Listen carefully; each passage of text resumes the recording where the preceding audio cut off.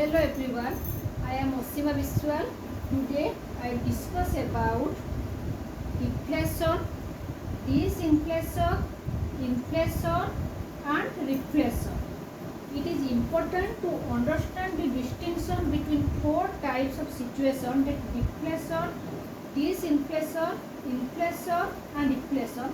First I will discuss deflation and disinflation. Deflation is different from disinflation. Okay, while deflation refers to a situation of general depression and widespread unemployment caused by insufficiency of effective demand, disinflation is a process of reversing inflation without creating unemployment or reducing output.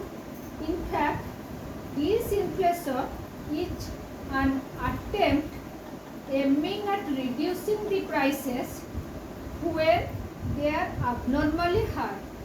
Deflation and disinflation resemble each other because A, in both cases money supply decreases, and B, what lead to fall in price level.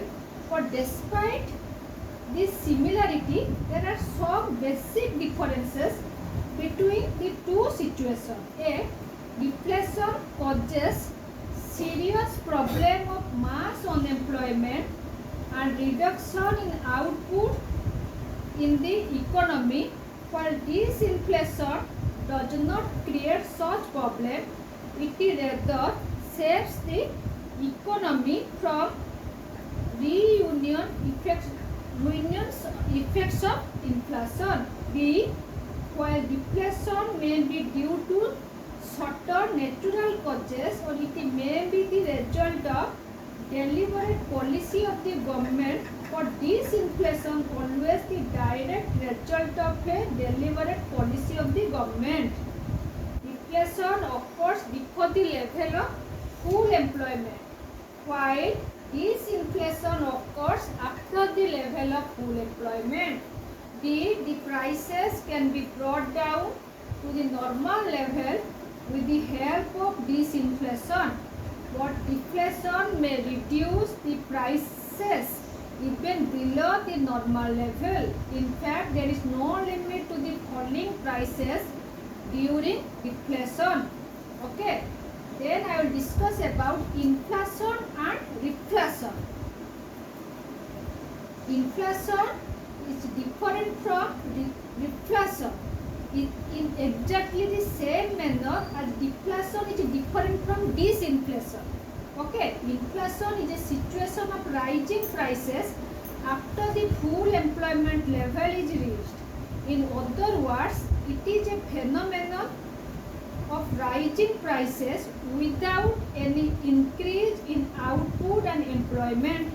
Reflation, on the other hand, is a situation of moderately rising prices when attempts are made to pull the system out of depths of depression. Okay, in the words of DTH Cole, reflation may be defined as inflation deliberately undertaken to relieve a depression.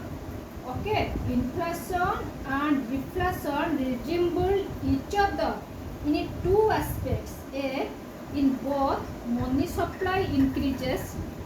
Okay, B, both lead to rise in the price level, but still there are some basic differences between inflation and reflation. What is this?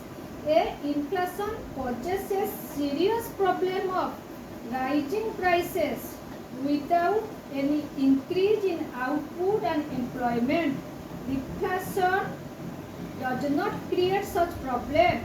It rather saves the already settled economy from the problem of deflation.